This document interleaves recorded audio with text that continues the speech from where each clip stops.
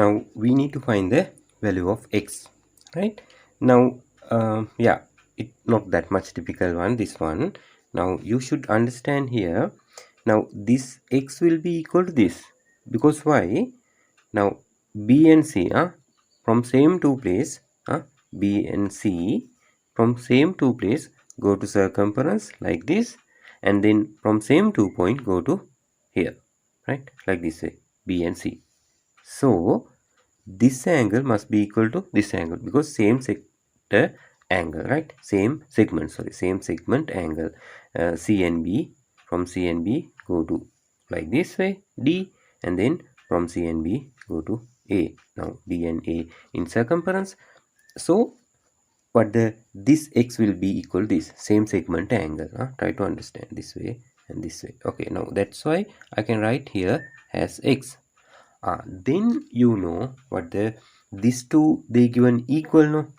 AB and BE, they put this dash, that means these two equal, that means isosceles triangle. So we know in an isosceles triangle we have two sides equal, that two sides opposite angle also equal, that means this side opposite angle is this one, this side opposite angle is this one. If this is x, this also must be x.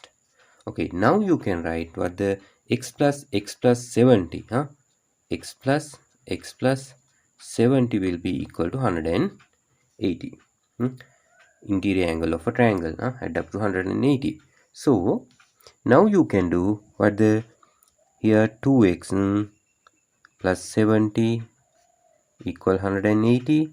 Now what I need to do, this 70 bring to here, 70 bring to here, because I need to make x as subject. So plus 70, when I bring to here, it will be minus 70.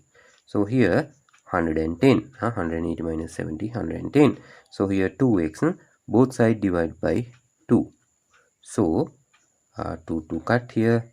110 when you divide by 2, it will be 55. So x equal 55.